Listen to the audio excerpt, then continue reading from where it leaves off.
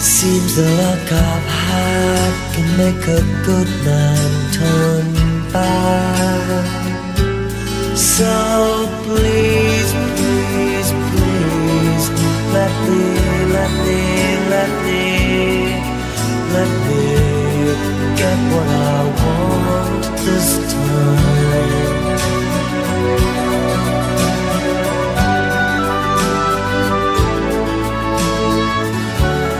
Haven't had a dream in a long time. Seems the life I've had can make a good man bad. So for once in my life, let me get what I want. Lord knows it would be the first time. Lord knows it would be the first time.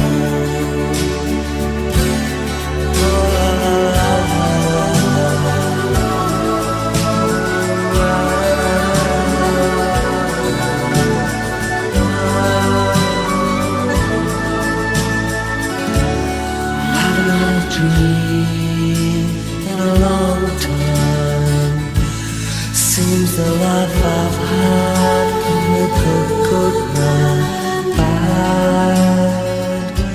So for once in my life, let me get what I want. Lord knows it would be the first time. Lord knows it would be the first time.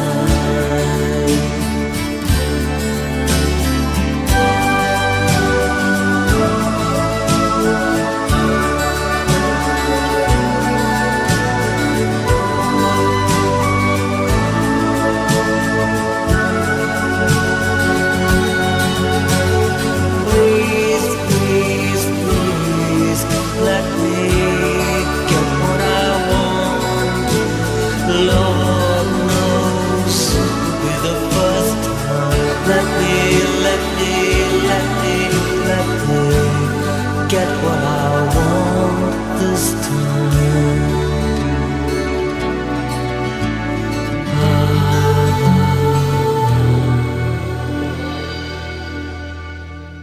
Welcome to the second hour of A World of Difference with me, Roger Williams, here on Trent Sound here, most Monday nights between 7 and 10. That was Please, Please, Please Let Me Get What I Want, a song by Morrison, but that was the version by the Dream Academy.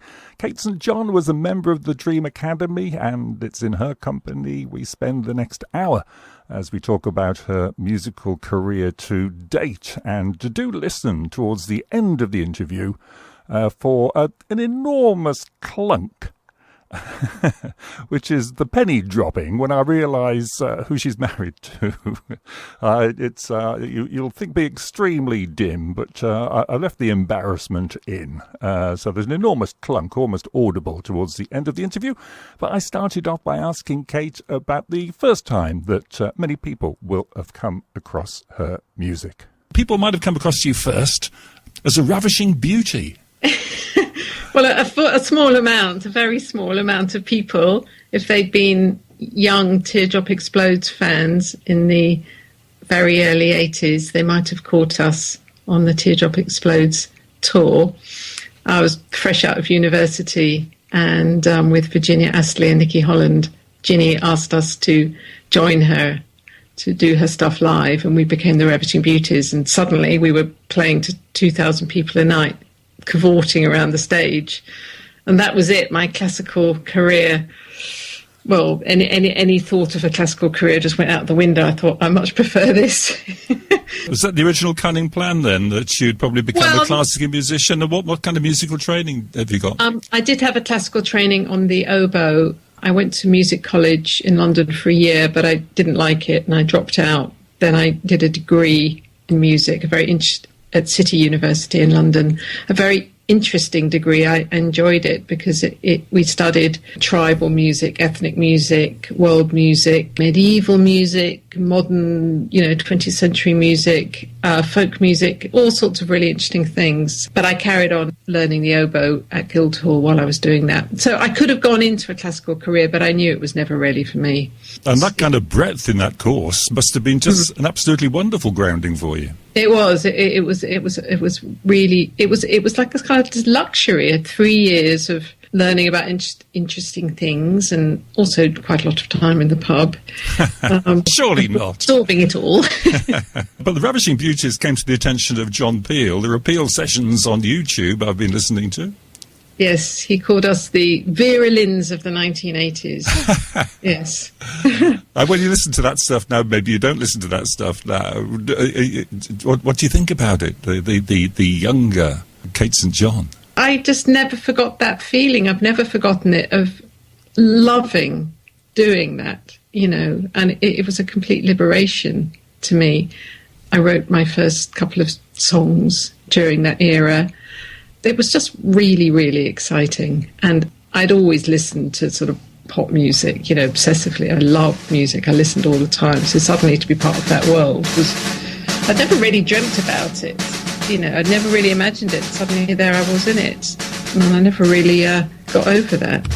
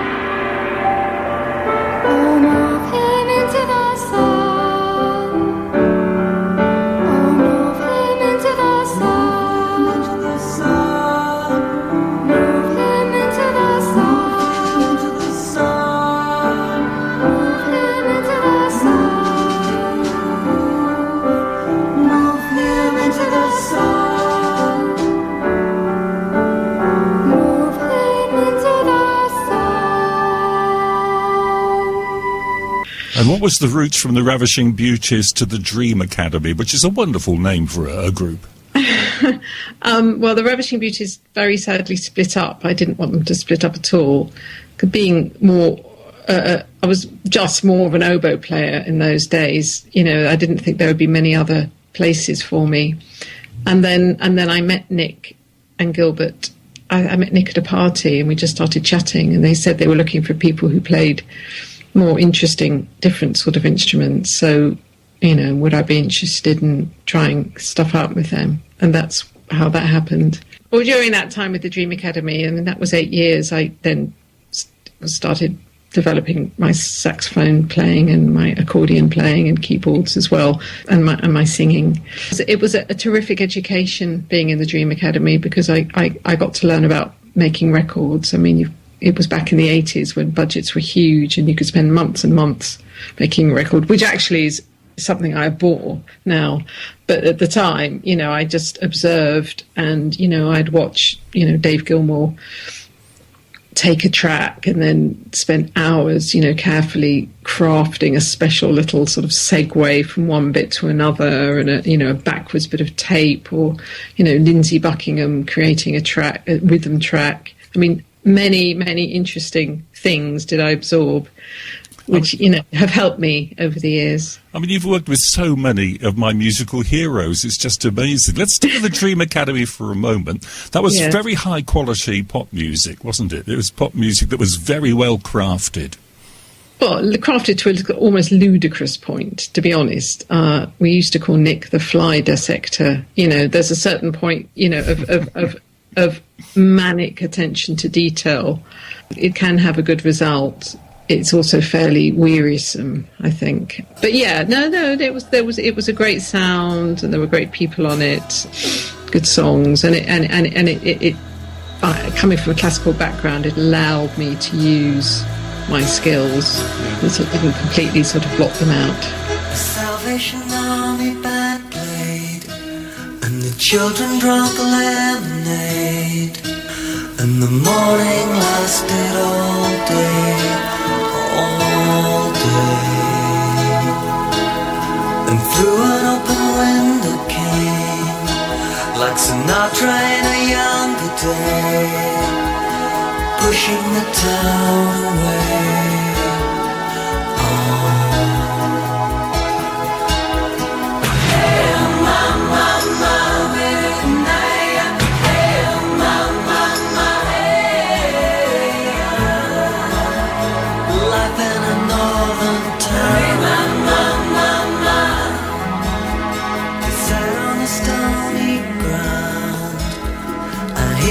Cigarette out, and everyone else came down to listen. He said in winter 1963, it felt like the world would freeze, with John F. Kennedy and the Beatles.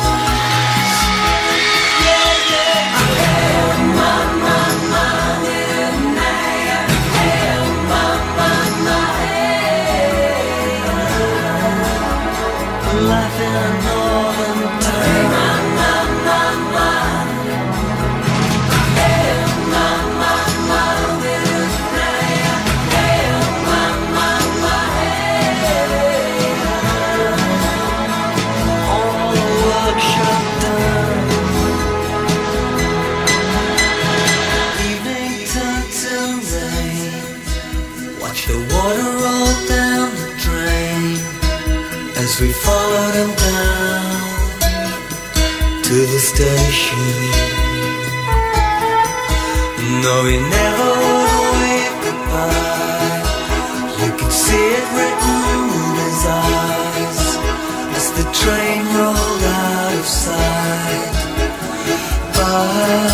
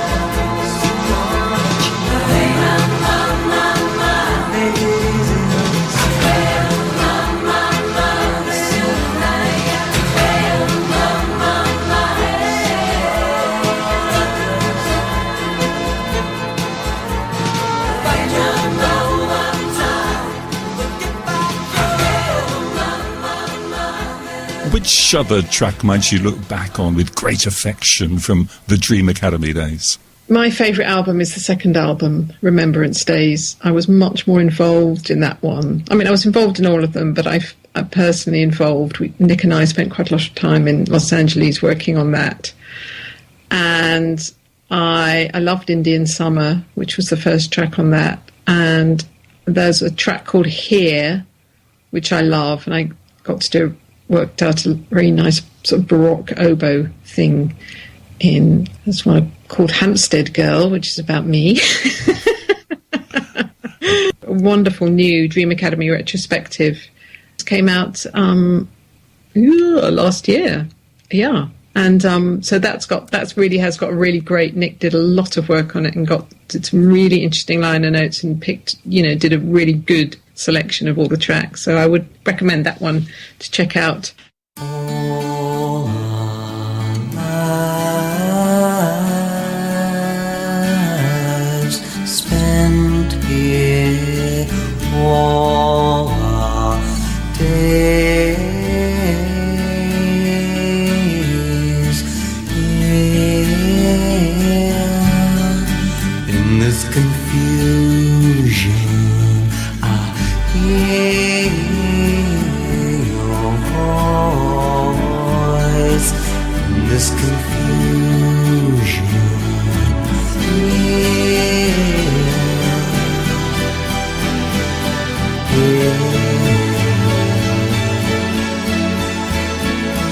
All our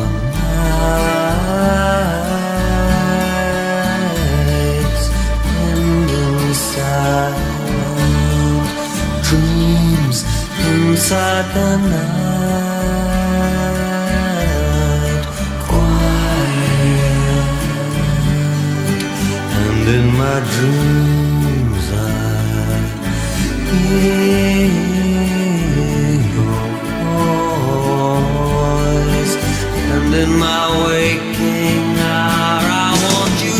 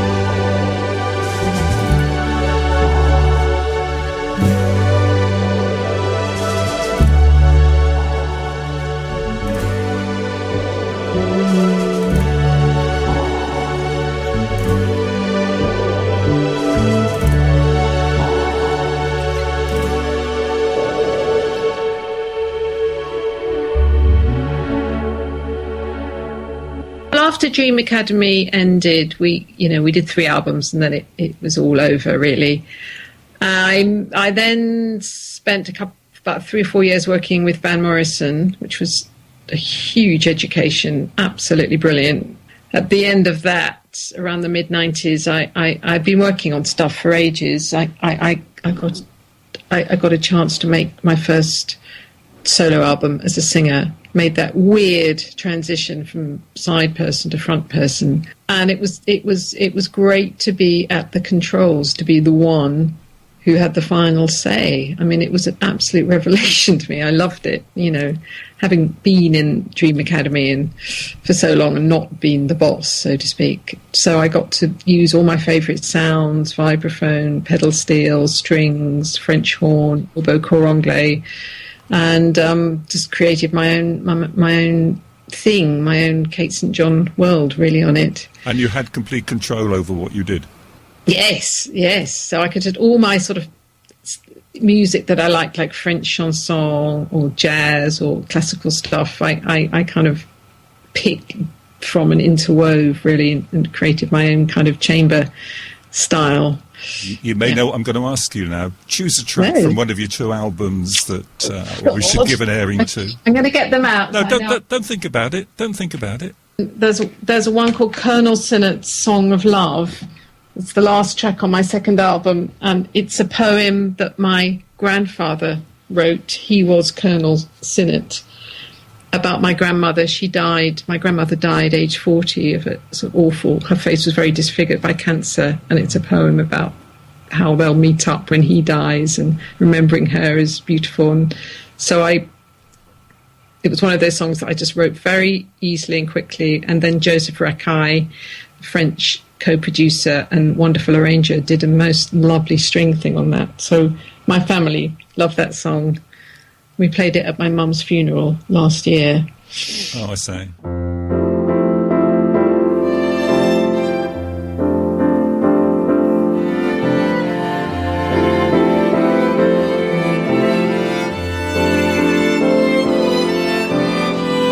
I know not why, but someday I shall know and comprehend at the gateway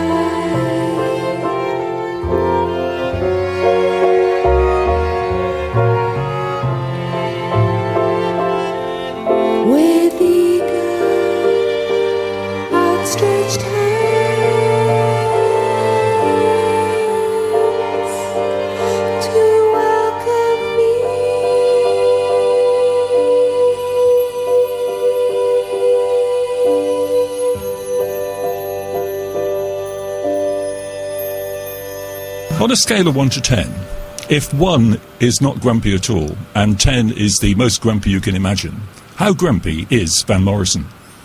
No, not that grumpy. He was in a great place at the time. I was lucky enough to work with him when he was in a really good place. It was in the sort of mid-early 90s. I was part of a whole new band he'd got together, and he was really enjoying the energy of a new group of musicians.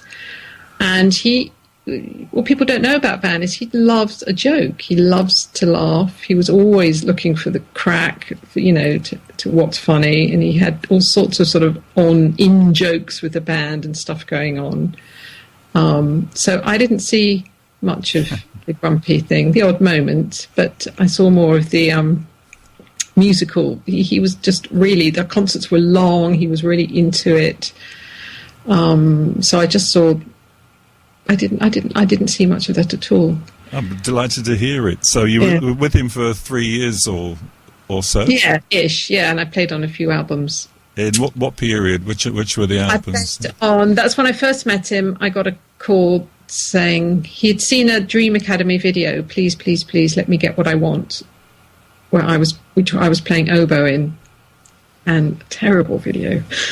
It's awful, absolutely awful. I'm twirling around in a red velvet dress. Just awful. Anyway, he seemed to like the sound of the oboe and asked me to come and play on an album, which I did, and it was No Guru, No Method, No Teacher. Wow. And it was, I was a huge fan of his, and but touring with him must have been remarkable. It really was.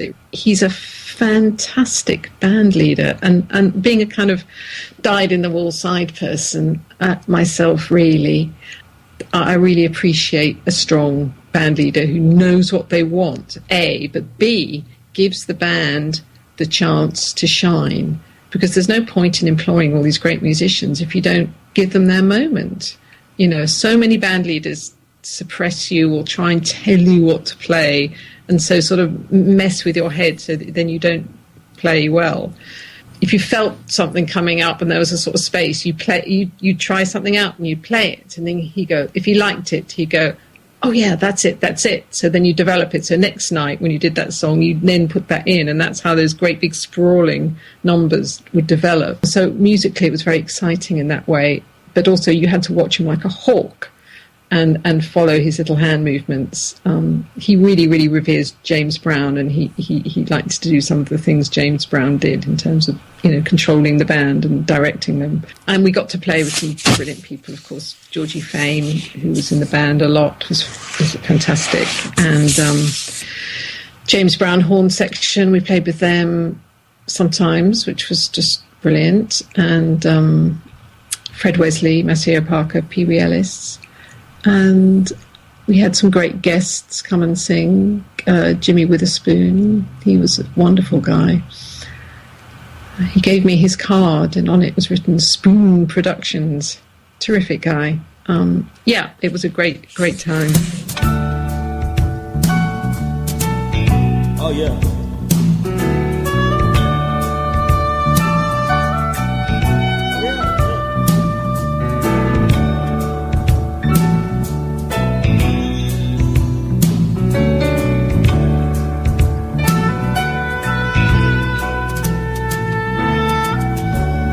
A young boy banging on his feet,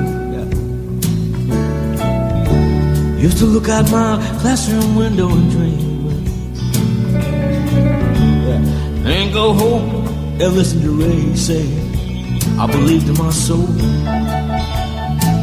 after school.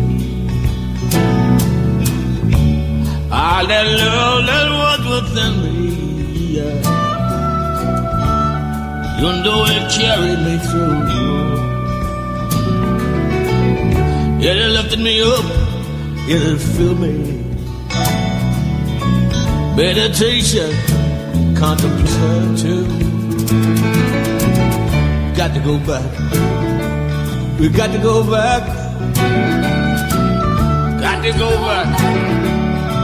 Got to go back for the healing. Go on, we're dreaming.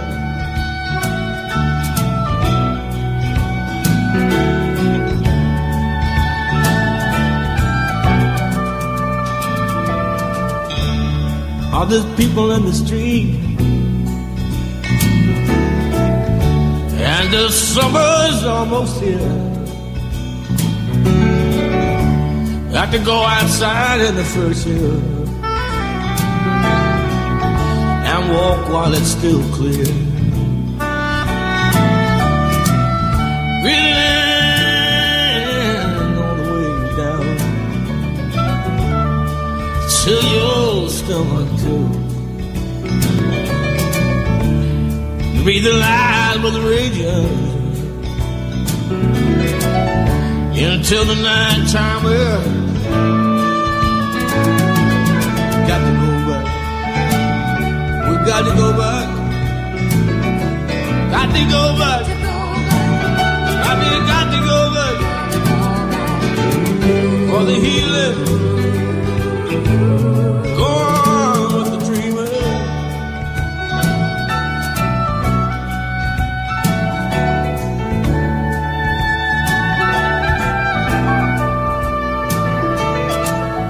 Got my ticket at the airport. Well, I guess I've been marking time.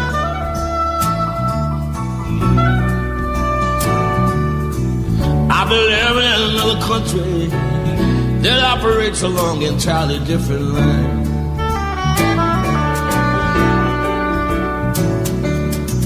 Keep me away from porter or whiskey. Don't play anything sentimental, it'll make me cry.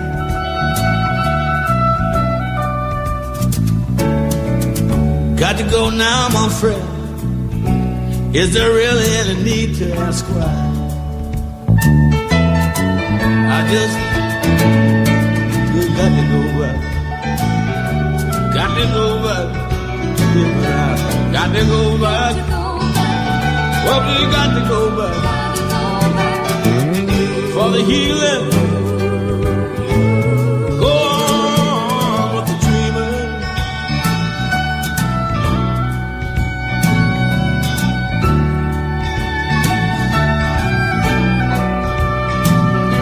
We got to go back. Baby, we got to go back. Got to go back. Got to go back for the healing. Go on with the dreamer. In the dreamer. La la la la la. With the dreamer. With the dreamer. With the dreamer. You observing Van Morrison and how he put his team together, that must have influenced you in your musical director roles, because you've been MD of some wonderful events. Yeah. Yes, it has, and I it's something I really love doing, and it's a sort of little area that I feel I'm good in. Is putting bands together for different projects. The first one I did was I was asked to put together a band and oversee a project called Daughters of Albion back in around 2008, which was a series of concerts using female singers, mostly from the folk world, but also in a crossover, doing English songs. And it's like a child, picking their favourite toys. You put a band together that you think is going to work for that project. And I always like to have a kind of secret weapon, a sort of unlikely player to put in as well. And that's how I met Neil MacColl, who's now my husband, the guitarist. He was the guitarist in Daughters of Albion. I first heard him playing, actually. I didn't. First time I met him was sort of audio. I heard him playing on a record that I was also doing a session on, and I fell in love with his sound before I'd even met him. And I mean, I could talk to you for hours. I know I could, but let's get to "Way to Blue," a tribute to Nick Drake, which I think is probably when I first sort of clocked you again, as it were. Post Dream Academy, and that was an absolute triumph. I was just watching a bit of it again on YouTube an hour or so ago, and you must have been pleased with the way that came together.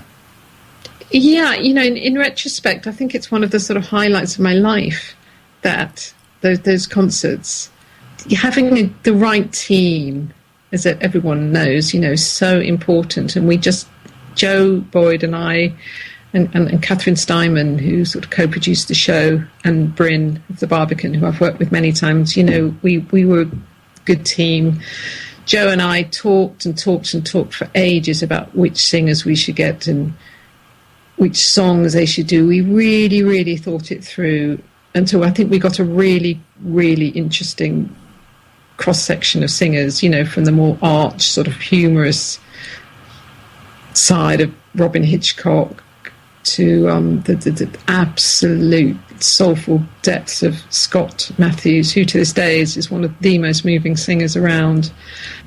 And then putting the band together again, I got Neil, learnt all the Nick Drake guitar tunings. He had to have 4 different guitars on stage, all in different tunings, so that we didn't spend half the concert waiting for him to tune up. And then we had Zoe Rahman, who was my sort of secret weapon, who's more famous in the jazz world, fantastic piano player. But in the Nick Drake records, there are these bits of jazz. And then, of course, we were so lucky that Danny Thompson could join us, and because you had people from the original recordings like Danny Thompson and yes, and people who could not have known Nick Drake but who loved his music. And there's a reverence, I think, about the whole event, the respect for the music that comes over in that concert is just extraordinary. And it makes very nice. And it makes you listen to the songs again in a very new and very fresh way. And feel if you can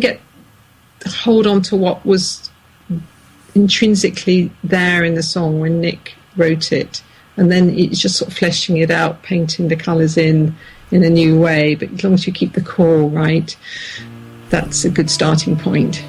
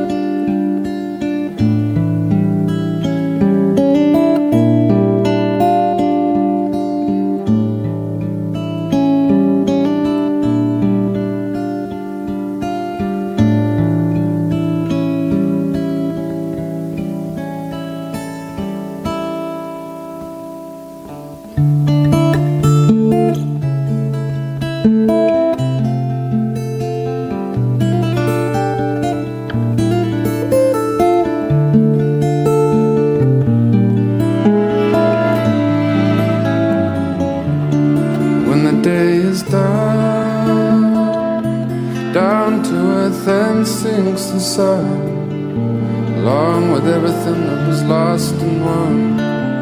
When the day is done, when the day is done, hope so much your race will be your own. Then you find you jumped the gun, have to go back to where you begun. When the day is done, when the night is cold, some get by but some get old, just to show life's not made of gold. When the night is cold, when the bird has flown, got no one to call your own, got no place to call you home. Now the bird has flown.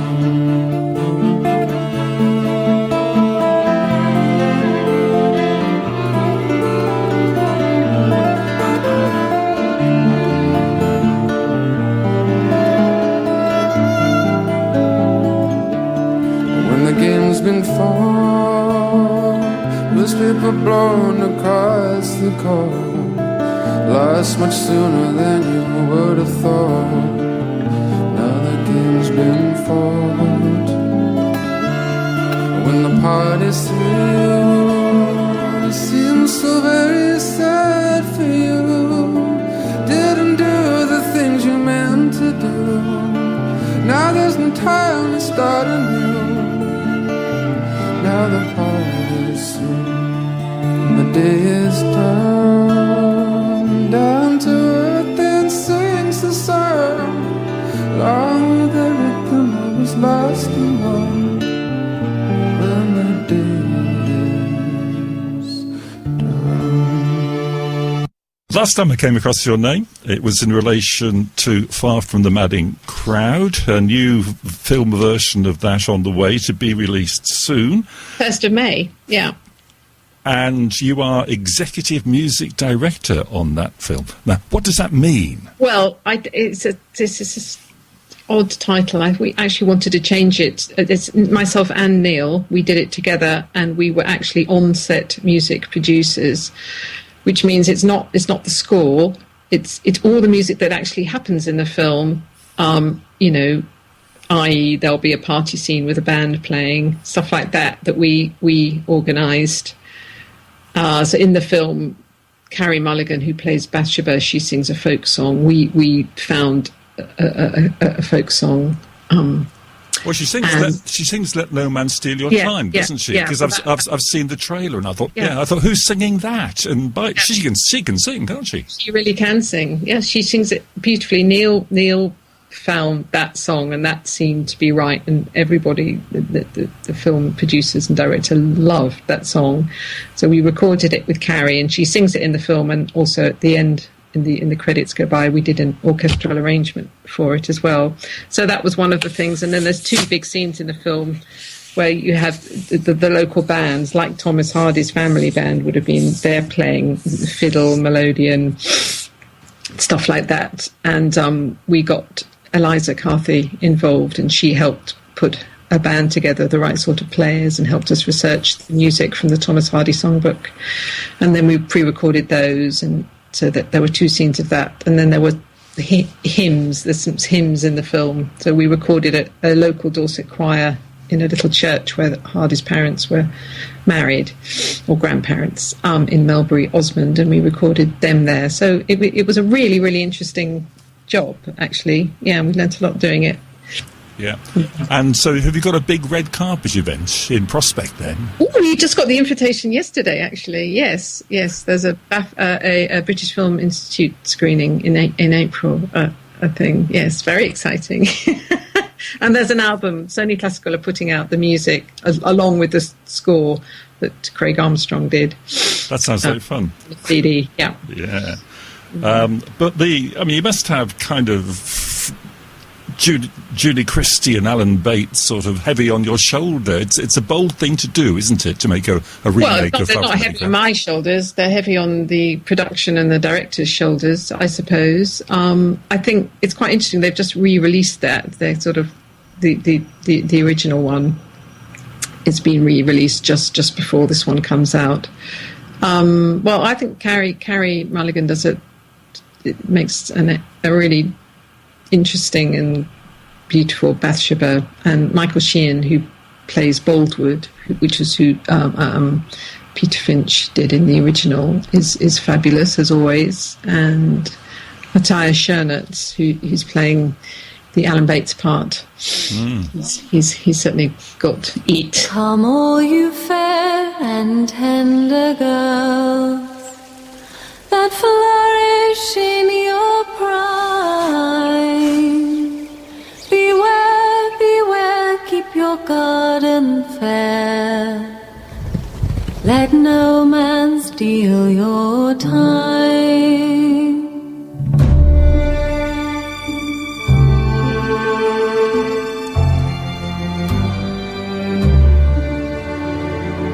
We did another film. We did a similar thing on a film called Tulip Fever, which they're editing now, which is set in 1630s Amsterdam. We figured out what busking street musicians in 1630s Amsterdam would have been playing, hurdy-gurdies, bagpipes and fiddles, and we sourced music and got musicians together and went to the shoot for that was fun. We did that last year.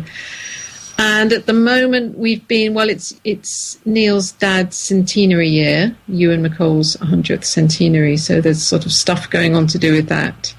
Right, I hadn't twigged that. I'm very slow on the uptake. This is you're married to Ewan MacColl's son. Yes, or as who I've been talking about, the guitarist. Yes. No, I realised. I just hadn't put two and two together, which is frankly a bit dim of me. We did a big concert in Glasgow in Celtic Connections in January, so with Neil and Neil's brother Callum, and a small band, and with some wonderful singers. We had Jarvis Cocker and Paul Buchanan and Carthy, Eliza, Martin Carthy, Norma Waterson, Kareem Polwell, Dick Gochen. And then Neil and Callum are putting together a tribute album. And we've just recorded a load of sessions for that with different people doing the songs. And we're planning some concerts in November to tour the country, about 6 concerts. So you should come.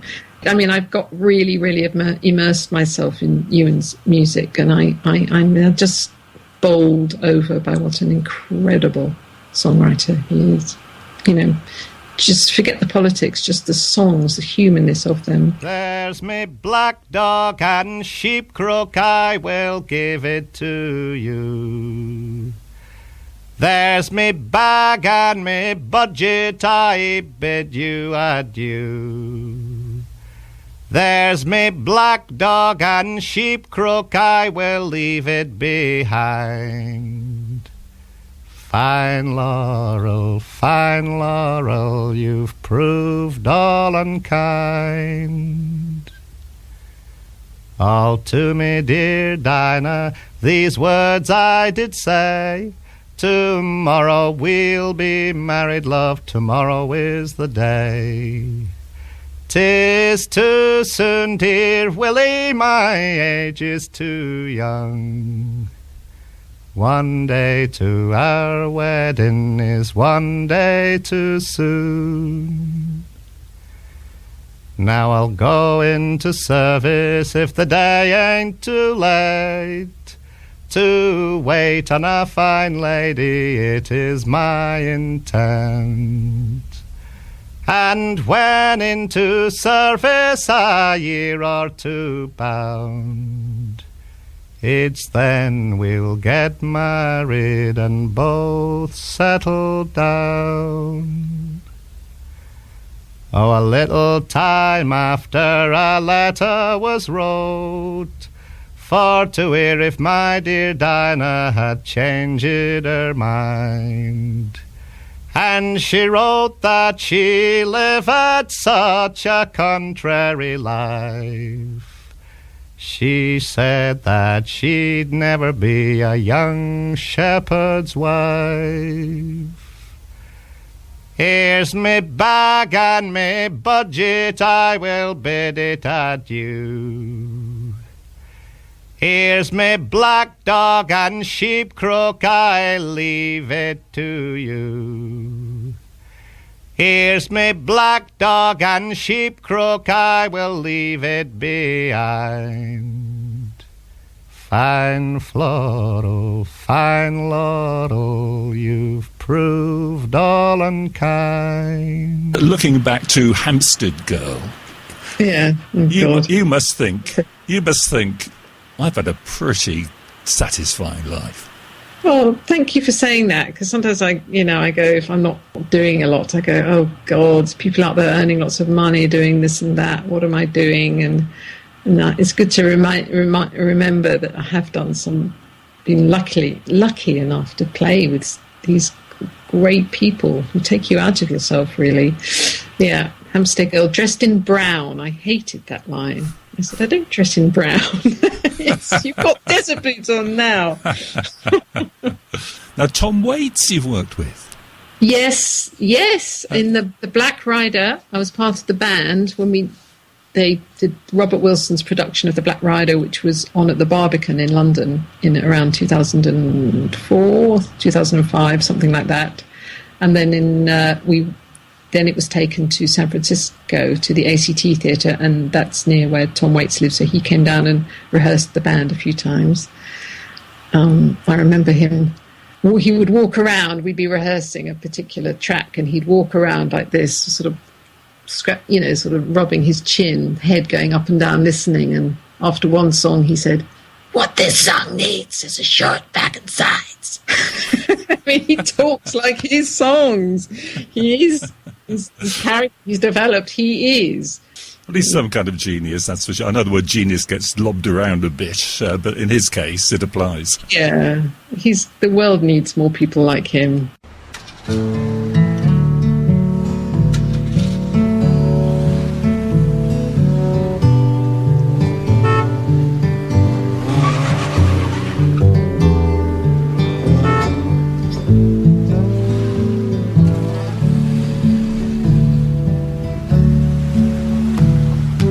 You gassed her behind the wheel with your arm around your sweet one, your Oldsmobile, barreling down the boulevard.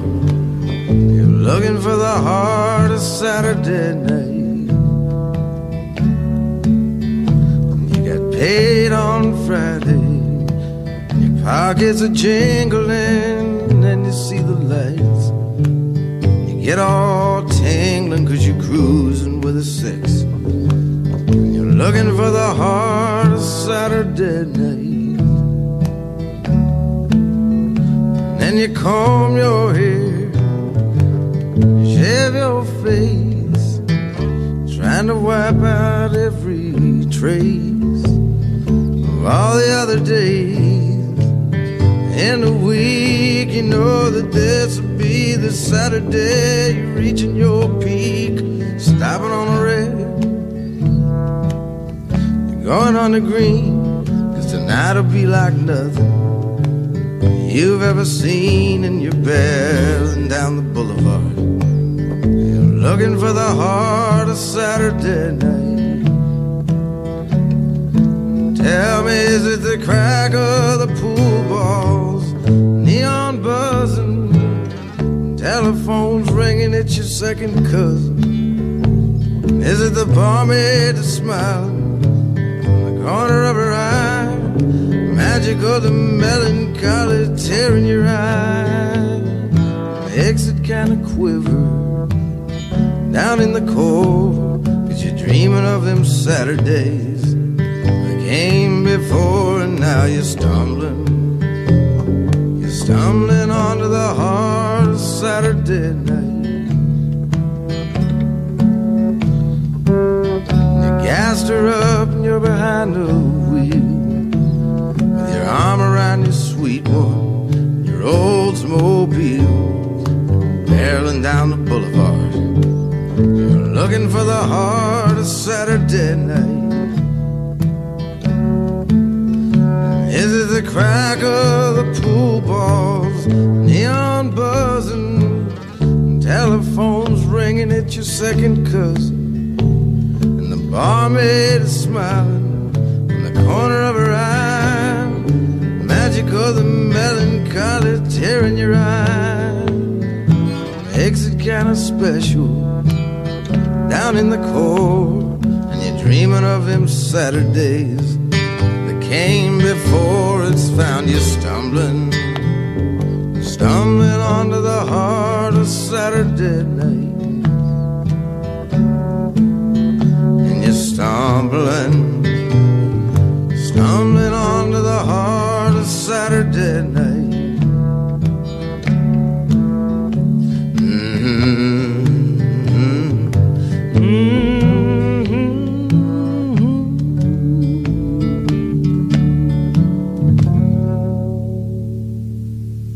Anyone who came to the Way to Blue concerts who liked them, this album came out that's fantastic.